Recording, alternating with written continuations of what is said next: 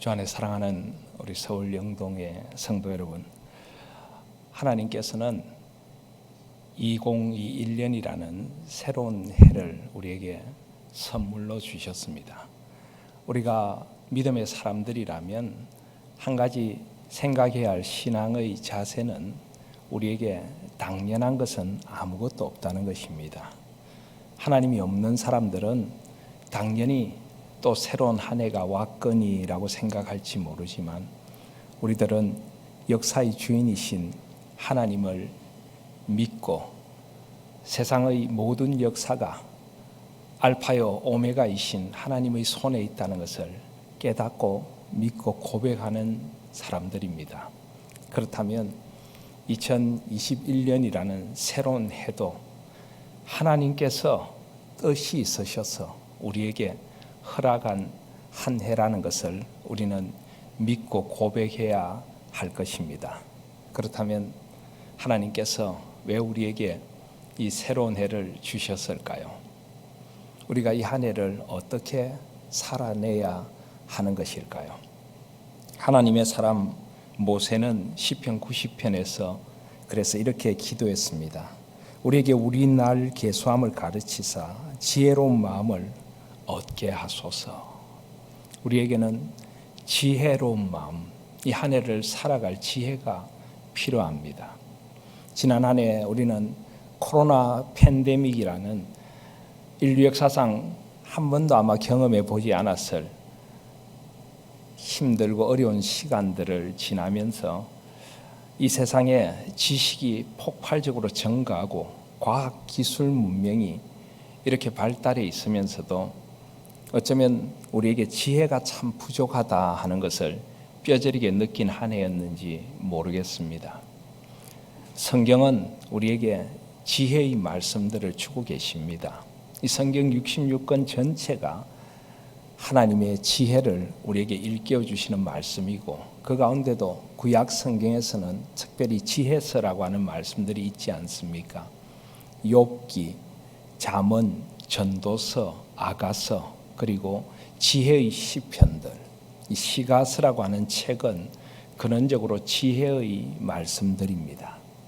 우리가 이 세상을 어떻게 하나님의 눈으로 바라보고 하나님의 지혜로 세상을 살아갈 것인가를 우리에게 일깨워주는 말씀들입니다.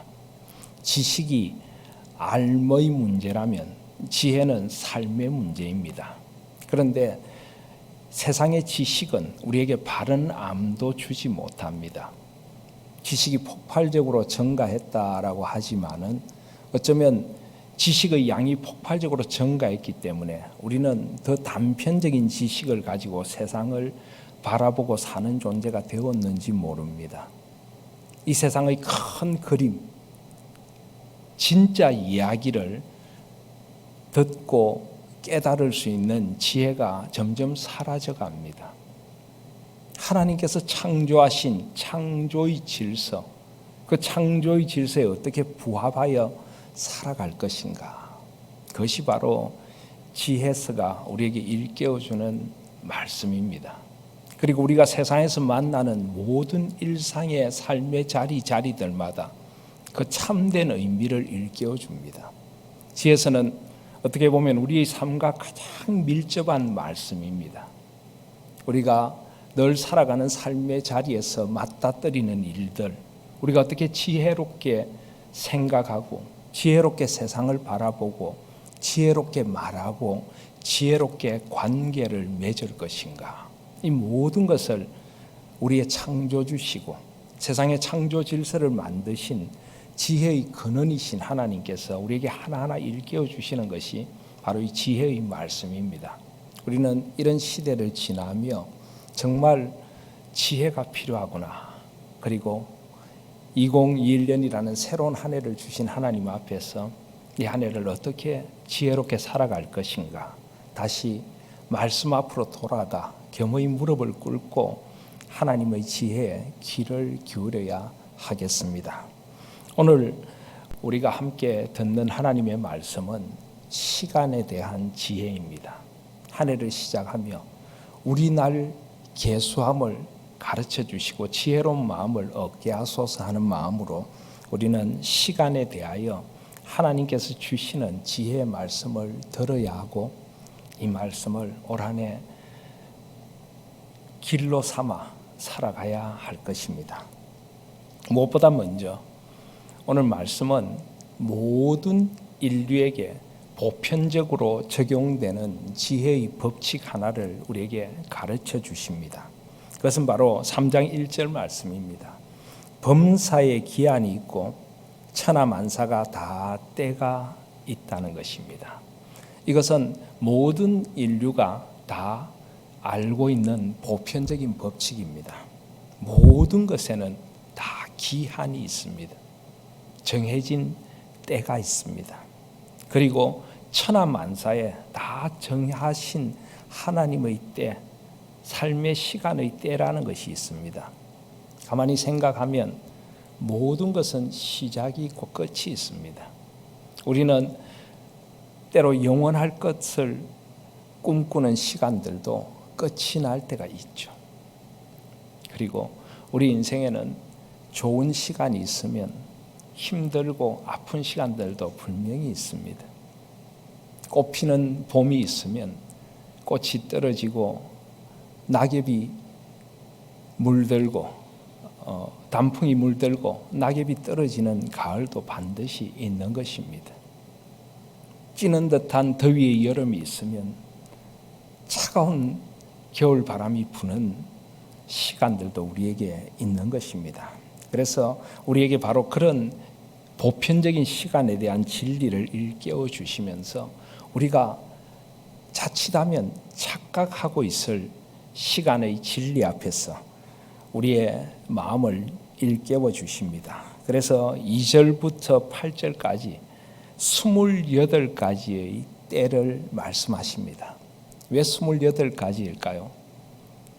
28가지는 7 곱하기 4가 되죠. 7이라고 하는 것은 성경에서 완전한 수입니다. 왜냐하면 하나님께서 7일 동안 세상을 창조하셨기 때문입니다. 하나님은 6일 동안 우리 눈에 보이는 것과 눈에 보이지 않는 세상의 모든 것을 창조하시고 7째 날을 온전하게 하셔서 안식하시며 이 모든 창조 세계가 하나님을 경배하고 찬양하며 하나님께서 주신 창조의 세계를 누리도록 하셨습니다. 그래서 7일 동안 세상을 온전하게 창조하셨습니다. 그리고 7이라는 온전수에 4라고 하는 동서남북 네 방향이 곱해지면 28이 되죠. 그래서 28가지 때라고 하는 것은 세상의 모든 시간들, 세상의 모든 경우들을 다 여기에 포괄적으로 말씀하고 계신다는 것입니다. 그런데 가만히 보면 우리가 일반적으로 긍정적이라고 생각하는 때가 14번이 있고 일반적으로 부정적이라고 생각하는 때가 14번이 있습니다. 그래서 14번의 긍정적인 부정적인 쌍을 이루는 28번의 때가 나타나고 있습니다. 2절에 보시면 날 때가 있고 죽을 때가 있다라고 합니다. 인류의 삶은 이 땅에서 사는 동안 우리 모두는 날 때 이 세상에 존재하게 됩니다. 그런데 죽을 때가 반드시 있습니다. 우리는 마치 우리가 영원히 세상을 살듯이 살아가지만 그러나 우리는 사실 알고 있습니다. 우리의 이 세상에서의 삶이 끝이 날 때가 있다는 것을. 그래서 하나님께서는 우리가 먼저 이 모든 때의 시작점에서 겸허히 우리 인생이 무엇인가를 받아들이라고 요구하고 계십니다. 날 때가 있으면 죽을 때가 있는 것입니다. 심을 때가 있으면 심은 것을 뽑을 때가 있습니다. 우리는 무엇인가를 노력함으로 시작할 때가 있지만 그것을 뽑아야만 할 때도 있다는 것을 우리는 인생의 보편적인 경험 속에서 사실은 알고 있습니다. 죽일 때가 있고 치료할 때가 있습니다. 우리는 어떤 병 속에서 하나님 앞에 치유를 간구하고 세상의 하나님께 주신 지혜와 의술로 치료를 도모하지만은, 그러나 치료될 수 있는 병도 있고 치료되지 못하는 병도 있음을 우리는 사실 알고 있고 또 인정해야만 하는 것입니다. 헐 때가 있으면 세울 때도 있고, 뭔가를 세울 때가 있으면 헐어야만 할 때도 있는 것입니다. 울음으로 밤을 지새우는 때가 있는가 하면 활짝 웃을 때도 우리 인생에는 있는 것입니다. 슬퍼할 때가 있으면 언젠가는 춤출 때도 있을 것입니다. 우리의 시간들은 정한 기한이 있고 하나님께서 주시는 때가 있기 때문입니다. 돌을 던져버릴 때가 있고 돌을 거두어 드릴 때도 있습니다. 이것은 무엇인가를 새롭게 시작하는 것, 또는 무엇을 건축하는 것, 또 여러 가지 삶의 의미들을 안고 있는 말씀이라고 할 수가 있습니다. 그런데 던져버릴 때가 있으면 거둘 때도 있습니다. 안을 때가 있다면 안는 일을 멀리해야 할 때가 있는 것입니다. 찾을 때가 있으면 잃어버릴 때도 있고 지킬 때가 있으면 버려야만 할 때도 있습니다. 찢을 때가 있으면 꿰맬 때도 있을 것이고, 잠잠할 때, 침묵해야 할 때가 있으면 말을 해야 할 때도 있습니다. 사랑할 때가 있으면 미워할 때도 있고, 전쟁의 때가 있으면 평화의 때도 있는 것입니다. 이처럼 우리가 이 땅에 살면서 모든 사람이 보편적으로 경험하는 28가지 때를 통해서 하나님께서는 시간에 대한 가장 보편적인 지혜를 우리에게 일깨워 주십니다. 모든 것에는 기한이 있고, 그리고 천하만사가 다 때가 있다는 것입니다.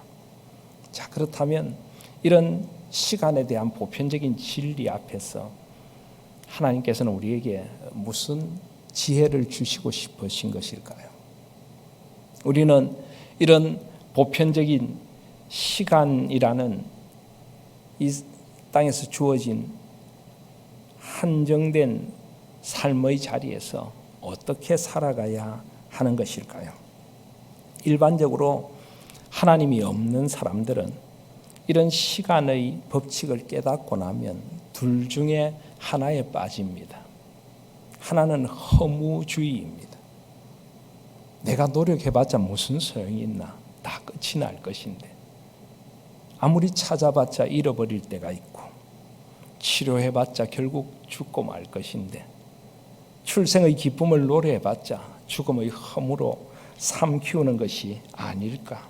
춤추는 즐거운 날들은 슬픔의 눈물로 바뀌고 말 것인데, 그래서 허무주의에 빠집니다. 인생이 아무런 의미가 없다는 것입니다. 헛되고 헛되니 모든 것이 다 헛되도다. 인생의 노고가 무슨 소용이 있으랴. 극단적인 허무주의에 빠질 수가 있습니다. 그리고 결국은 이 극단적인 허무주의와 잇대어 있는 것인데요, 또 다른 쾌락주의에 빠질 수가 있습니다. 다 인생이란 것이 잠깐 있다가 사라질 것인데 즐기자. 내가 즐길 수 있을 때 마음껏 즐기자. 극단적인 현세주의에 빠질 수가 있습니다. 그래서 9절과 10절은 그런 사람들의 모습을 이렇게 관찰하고 있는 것입니다. 9절에 보면 일하는 자가 그의 수고로 말미암아 무슨 이익이 있으랴. 10절에 하나님이 인생들에게 노고를 주사 애쓰게 하신 것을 내가 보았노라. 신이 존재하는지 존재하지 않는지도 잘 모르지만 신이 존재한다고 해봤자 결국 인간을 수고하고 힘들게 허무 속에 살게 만드는 것 아니냐. 이것은 하나님에 대한 진리라기보다는 하나님에 대하여 하나님이 없는 사람들이 오히려 생각하는 약간은 자조적인 표현이라고 할 수가 있습니다. 이렇게 극단적인 허무주의와 쾌락주의에 세상 사람들은 빠집니다. 그래서 우리나라 사람들도 마치 이 땅이 다인 양 놀고 먹는 것을 좋아하죠. 옛날에 사람들이 놀면서 부르는 노래가 무엇입니까? 노세 노세 젊어서 놀아 늙어지면 못 놀아니. 외국에 가면은 그것을 영어로 부릅니다. 플레이 플레이 영 플레이 올드 올드 노 플레이. 전형적인 콩글리시를 통해서 그렇게 노래하면서 그저 그냥 이 세상에서 먹고 마시는 것이 다가 아니냐 이렇게 살아가는 사람들이 있습니다. 그런데 인생은 결코 그런 것이 아니지요.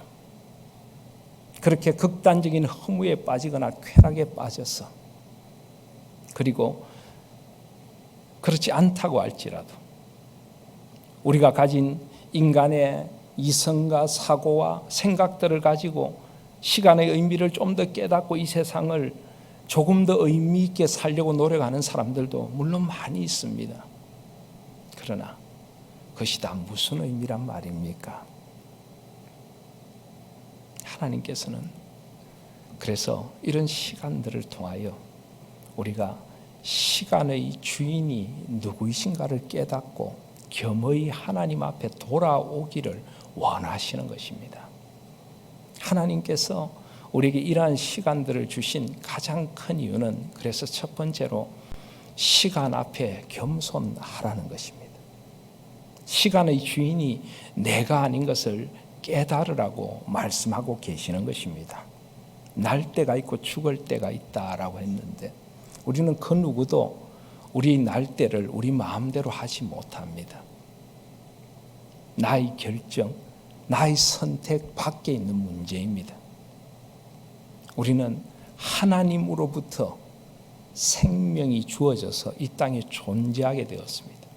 우리는 누구나 그것을 겸허히 인정할 수밖에 없고 사실은 인정해야만 하는 것입니다.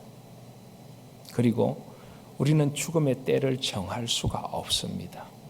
그것은 신의 영역, 하나님의 영역에 속한 일입니다. 하나님께서 때가 되면 우리의 생명을 거두어 가실 것입니다. 우리는 이런 시간의 한계 속에서 이 시간을 정하신 그분이 계시다는 것을 깨달을 수밖에 없는 것입니다. 우리 인간은 결코 우리가 착각하는 것처럼 그렇게 위대하지도 그렇게 신적인 존재도 아닙니다. 우리는 지극히 작은 피조물일 뿐인 것을 깨닫는 것입니다. 심을 때가 있고 뽑을 때가 있다라고 했는데 물론 우리는 심는 노력을 합니다. 그렇지만 우리가 무언가를 심으면 그것을 자라게 하시는 분은 결국 우리가 아니라 하나님이십니다. 다사로운 햇볕을 주시고 대지에 비를 뿌려주시고 토양에 생명력을 주시고 그 모든 것은 인간의 노력으로 다 될 수 있는 것이 아닙니다. 하나님께서 하셔야만 하는 것입니다. 그리고 죽음과 치료, 인간이 아무리 노력해도 결국은 그 모든 것이 하나님의 뜻 안에 있다는 것을 우리는 기억할 수밖에 없습니다. 그래서 우리는 이런 시간의 법칙 앞에서 겸허히 마음의 옷깃을 여미고 시간의 주인이신 하나님 앞에 겸손하게 무릎을 꿇어야 하는 것입니다. 시간이 나의 것이 아니고 하나님의 것이구나. 하나님께서 정하신 때가 있구나.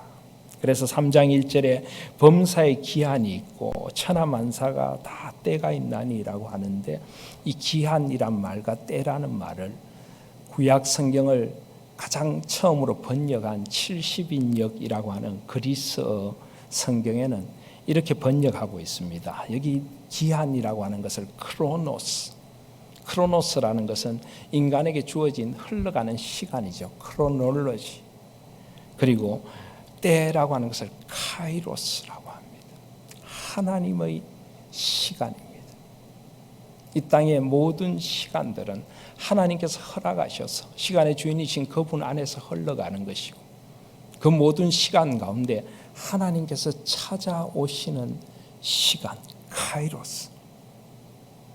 천시라는 것이 있다는 것입니다. 그것을 우리가 겸손히 알아야 한다는 것을 일깨워주고 계신 것입니다. 그리고 이런 하나님의 시간 앞에서 우리는 하나님께서 이런 시간을 주신 의미들을 더 깊은 마음으로 헤아리며 살아갈 수 있게 되는 것입니다. 그리고 하나님께서 우리에게 이런 시간들을 주신 마음에는 이 모든 시간들을 결국은 아름답게 하셨다는 것을 우리는 잊지 않아야 하는 것입니다.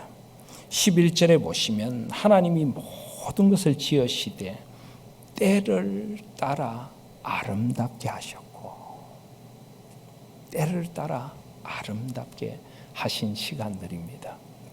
아까 제가 28가지 때를 이야기하면서 이런 말씀을 드렸습니다. 우리가 일반적으로 긍정적으로 생각하는 14가지의 때가 있고 일반적으로 부정적으로 생각하는 14가지의 때가 있다 하는 말씀을 드렸습니다.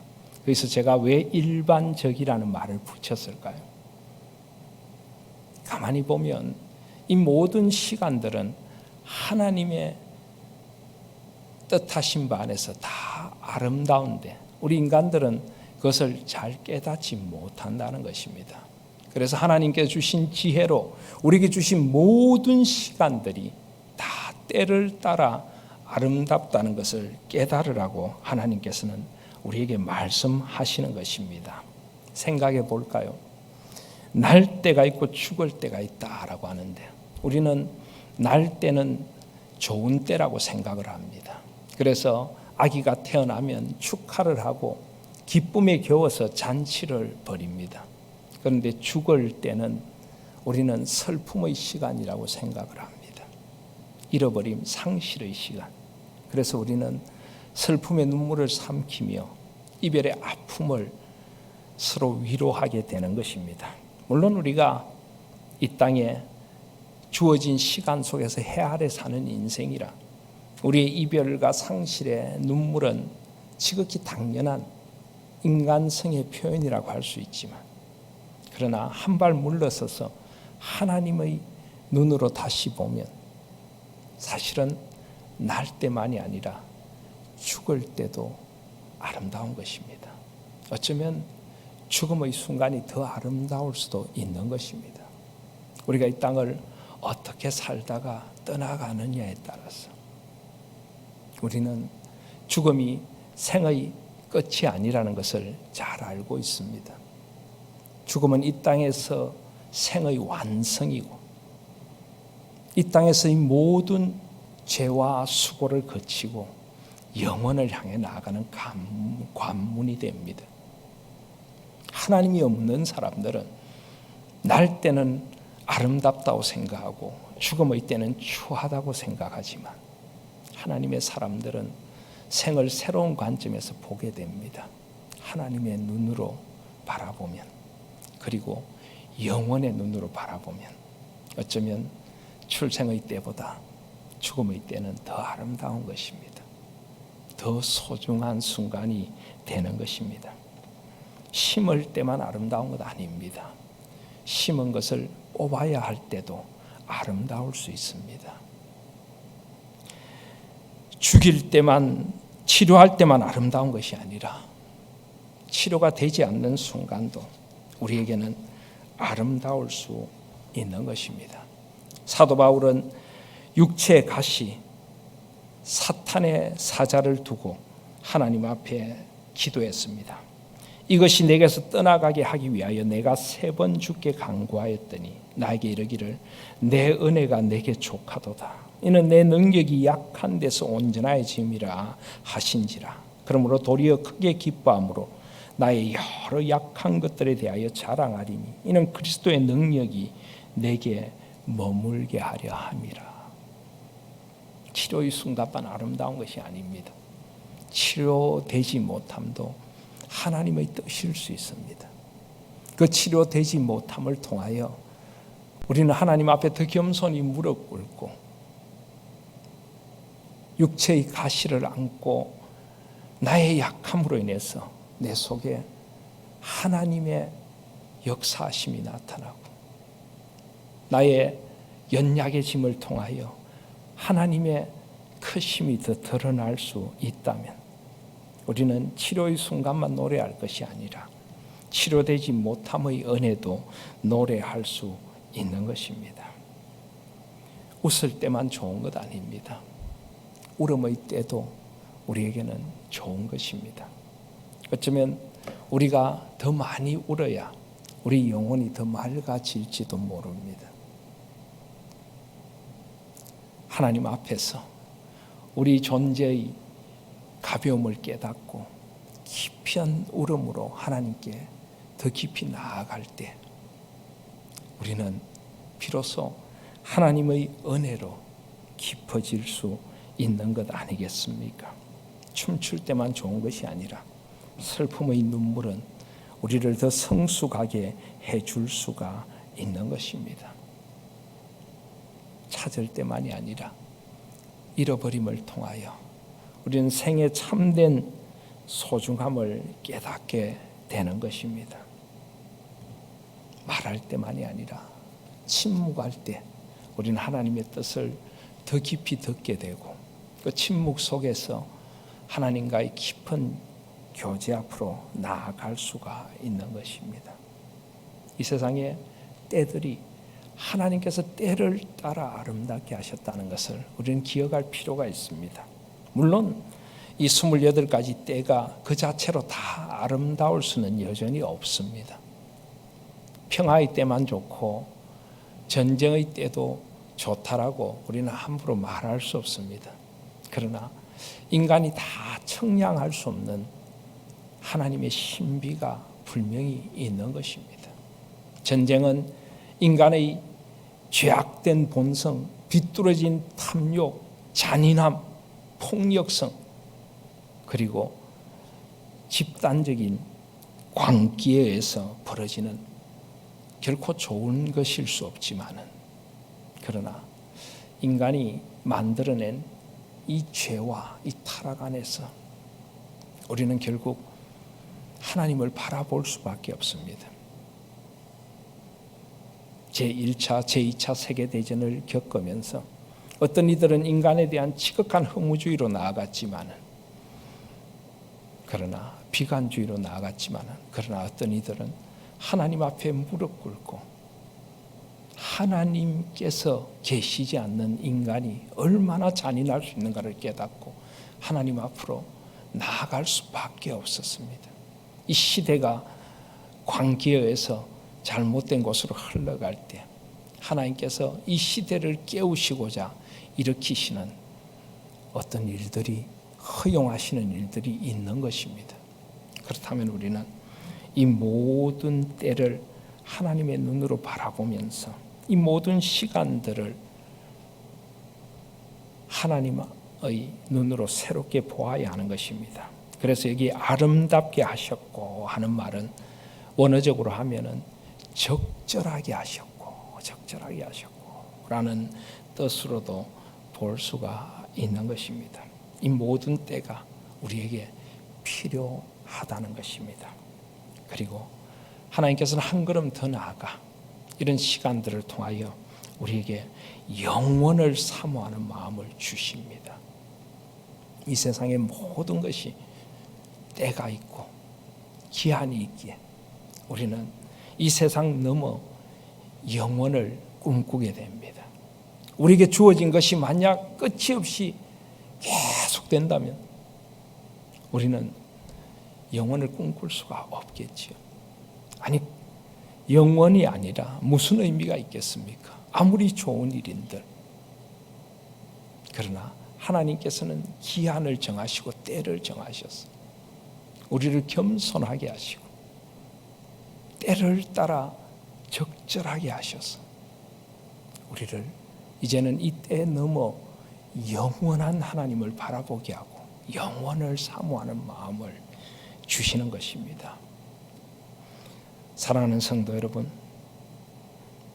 올 한 해도 영원을 사모하는 마음으로 살아가실 수 있기를 바랍니다. 우리는 영원에 잇대어 살아가는 존재가 되어줘야 하고, 우리 교회 공동체는 영원의 공동체가 되어줘야 합니다. 영원을 사모하는 공동체가 되어줘야 합니다. 우리가 드리는 예배는 영원한 예배, 저 영원한 하늘의 예배를 사모하며 이 땅에서 영원하신 하나님을 만나고 영원한 찬양을 드리고 영원한 하나님의 말씀을 듣고 영원을 위하여 우리를 헌신하는 예배가 되어줘야 하는 것입니다. 하나님의 말씀은 영원한 진리를 우리에게 가르쳐 줍니다. 이 땅에 잠깐 있다가 사라질 인간의 지식이나 철학이나 문학이 아니라 영원한 생의 근본적인 가치, 영원한 세계관, 영원한 노래, 영원한 기도, 영원한 찬양을 우리에게 가르쳐주고 영원한 이야기를 들려주는 것입니다. 우리는 영원을 사모하는 마음을 가지고 영원에 잇대어 살아가야 하는 것입니다. 내가 이 땅에 사는 모든 일들도 과연 이것이 영원한 가치가 있는 것인가를 우리는 생각해야 합니다. 잠깐 있다가 사라질 세상의 일들에 너무 우리의 마음을 빼앗길 필요가 없습니다. 일희일비하고 분노하고 그냥 세상의 잠깐 있다가 없어질 쾌락에 우리의 마음을 빼앗기고 시간을 빼앗기기에는 이 땅에서 우리의 시간은 너무나 짧습니다. 그러나 우리가 영원에 잇대어 살아간다면 우리가 이 땅에서 살아가는 모든 삶은 영원의 색깔로 새롭게 빛나게 될 것입니다. 이 땅에 썩어질 재물이 아니라 영원에 투자하실 수 있는 저와 여러분들이 되시기를 바랍니다. 잠깐 있다가 사라질 명예나 권력에 마음을 빼앗기지 말고 왕 같은 제사장이요 거룩한 백성으로 불러주신 하나님 나라의 백성답게 영원을 살아가는 존재답게 이 땅을 살아가시지 않겠습니까? 비록 우리의 삶이 세상적인 가치로 보면은 별것 아닌 삶, 보잘것없는 삶처럼 보일지 몰라도 영원의 눈으로 바라보면 우리의 생은 결코 적은 것이 아니고 작은 것이 아닌 것입니다. 하나님은 우리 모두를 하나님의 형상으로 창조해 주시고 우리에게 영원한 생명을 예수 그리스도 안에서 허락해 주셨습니다. 우리는 이제 그리스도 안에서 영원을 살아가는 존재가 된 것입니다. 이 세상에 잠깐 있다가 사라질 것들이 아니라 영원의 눈으로 우리의 생을 다시 바라보고 이 안에 영원하신 하나님 앞에서 영원의 가치를 살아갈 수 있는 저와 여러분들이 되시기를 바랍니다. 그리고 그렇게 영원을 살아가는 사람들의 삶은 어떻습니까? 12절을 보시면 사람들이 사는 동안에 기뻐하며 선을 행하는 것보다 더 나은 것이 없는 줄을 내가 알았고 라고 말씀합니다. 이 말씀을 표준 세번역 성경은 이렇게 원어에 더 가깝게 번역하고 있습니다. 이제 나는 깨닫는다. 기쁘게 사는 것, 살면서 좋은 일을 하는 것, 사람에게 이보다 더 좋은 것이 무엇이랴. 그렇습니다. 영원을 꿈꾸는 만큼 기쁘게 사시기를 바랍니다. 하나님께서 우리에게 주신 모든 것이 때를 따라 아름답다면 기쁘게 사시기를 바랍니다. 여기 기쁨이라는 것은 가벼운 웃음, 잠깐의 쾌락과는 다른 것입니다. 이것은 근원적인 기쁨입니다. 하나님께서 주시는 근원적인 기쁨. 우리는 출생의 때에 기뻐합니다. 죽음의 때에 슬퍼합니다. 인간이니까 죽음의 상실은 아프고 눈물이 나는 것입니다. 그러나 우리 마음 깊은 곳에서는 죽음의 순간에도, 상실의 순간에도, 사랑하는 이를 떠나보내는 순간에도 근원적인 기쁨이 존재할 수 있습니다. 왜냐하면 저 영원한 나라에서 다시 만날 것을 우리는 믿기 때문입니다. 우리에게는 영원한 사랑이 존재한다는 것을 믿기 때문입니다. 이 땅의 수고를 거치고 하나님의 품에서 안식하고 있는 것입니다. 그래서 우리는 슬픔에 눈을 들어 소망의 하늘을 바라볼 때 마음 깊은 곳에 하나님의 위로가 찾아오고 하나님의 기쁨이 찾아오는 것입니다. 생을 하나님의 눈으로 바라보면 사실은 근원적으로 모든 것은 하나님 안에서 기쁜 것입니다. 하나님께서 때를 따라 아름답게 하셨고 그 모든 시간들에 영원의 소망을 심어주셨기 때문입니다. 그래서 하나님 안에서 기쁘게 사시기를 바랍니다.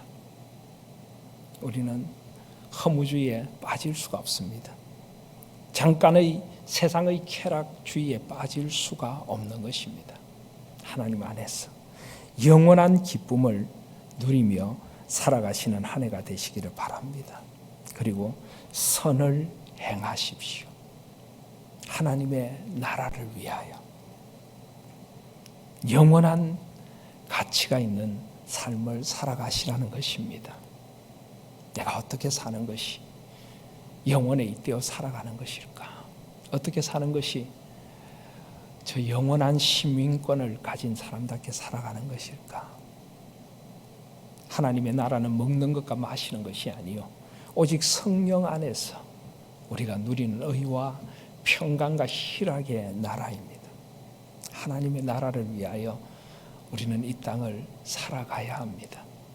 우리 이웃들을 하나님의 영혼의 눈으로 바라보고 하나님의 형상으로 지은 사람들을 소중히 여기며 하나님 앞에서 우리의 삶을 나누고 우리를 희생하고 헌신하여 세상에 하나님의 사랑을 전하고 그리스도 안에 있는 참된 생명을 전하고 이 절대적인 빈곤 속에 시달리는 안타깝고 힘든 사람들 앞에 나아가 주님의 소망을 심어주고 이 상대화된 세상 속에서 우리는 영혼의 가치를 따라서 살아가는 것이고 그렇게 우리야 하나님 앞에서 선을 행할 때 우리는 영원을 이 땅에서 살아가게 되는 것입니다. 그리고 13절 말씀에 보시면 사람마다 먹고 마시는 것과 수고함으로 낙을 누리는 그것이 하나님의 선물인 줄도 또한 알았도다. 먹고 마시고 수고함으로 낙을 누린다. 그런데 여러분 아셔야 할 것은 이것은 하나님 안에서라는 전제가 붙어 있는 것입니다. 그래서 여기 먹고 마시는 것은 하나님 없는 사람들이 쾌락으로 먹고 마시는 것이 아니죠. 먹을 수 있음이 하나님의 은총이고 나눌 수 있음이 하나님의 은총이고 그리고 여기 먹고 마신다는 것은 1차적으로 식탁의 교제를 전제하는 것입니다. 사랑하는 가족들, 나에게 하나님께서 허락하신 사람들과 함께 삶을 나누고 함께 기쁨을 나누고 함께 소망을 나누고 그리고 수고함으로 낙을 누린다. 하나님이 없는 사람들 10절에 인생들에게 노고를 주사 애쓰게 하신 것과 다른 차원의 수고의 기쁨입니다. 노동의 기쁨, 일할 수 있음의 기쁨, 내가 하는 이 일이 먹고 살기 위한 일이 아니라 하나님의 나라를 위한 거룩한 소명임을 깨닫고 살아갈 때 우리는 수고함으로 낙을 누릴 수 있는 것입니다. 그것이 곧 하나님의 선물인 줄을 깨닫게 되는 것입니다. 일상의 은총. 우리는 코로나19로 말미암아 우리 일상을 잃어버렸다라고 합니다. 그러나 여전히 우리 일상은 하나님 안에 있고 하나님의 빛깔로 아름다운 것입니다. 그래서 우리는 인생에 한 번 있다가 사라질 그런 허황된 파랑새를 쫓는 사람들이 아니라 우리 일상에 깃든 삶의 모든 자리를 하나님의 은총의 선물인 줄 알고 감사함으로 항상 선을 힘쓰고 항상 기뻐하고 쉬지 말고 기도하고 범사에 감사함으로 살아가는 존재들이 되는 것입니다. 그리고 하나님 앞에 다시 한번 겸허히 우리는 무릎을 꿇습니다. 14절을 보시면 하나님께서 행하시는 모든 것은 영원히 있을 것이라. 그 위에 더할 수도 없고 그것에서 덜할 수도 없나니 하나님이 이같이 행하심은 사람들이 그의 앞에서 경외하게 하려 하심임을 내가 알았도다. 하나님을 경외함으로 살아가시기를 바랍니다. 여호와를 경외함이 지혜의 근본이요, 하나님을 아는 것이 지식의 근본이라고 말씀하셨습니다. 하나님을 경외한다는 것은 하나님 앞에 마음의 옷깃을 여미고 하나님의 살아계심 앞에서 겸손한 마음으로 하나님의 마음에 합한 삶을 살아가는 것입니다. 그렇게 살아가실 수 있기를 바랍니다. 그리고 하나님의 심판이 있다는 것을 잊지 마시기를 바랍니다. 하나님은 언젠가 우리의 모든 것을 심판하실 것입니다. 17절 말씀을 보시면 내가 내 마음으로 이르기를 의인과 악인을 하나님이 심판하시리니 이는 모든 소망하는 일과 모든 행사에 때가 있습니다. 그런데 우리는 심판하면 두려운 심판을 생각하는데 사실은 하나님께서 의인과 악인을 심판하신다라고 말씀하십니다. 악에 대하여는 하나님께서 그 악을 심판하시겠지만 의인의 눈물을 닦아주시는 심판, 신원도 기다리고 있습니다. 우리가 이 땅에서 하나님의 나라를 위하여 흘린 눈물, 수고의 땀, 우리의 작은 헌신을 하나님은 결코 잊지 않으실 것입니다.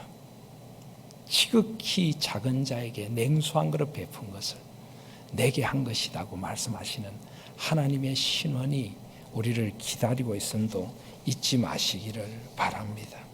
그래서 전도서는 이렇게 끝을 맺습니다. 일의 결국을 다 들었으니 하나님을 경외하고 그의 명령들을 지킬지어다.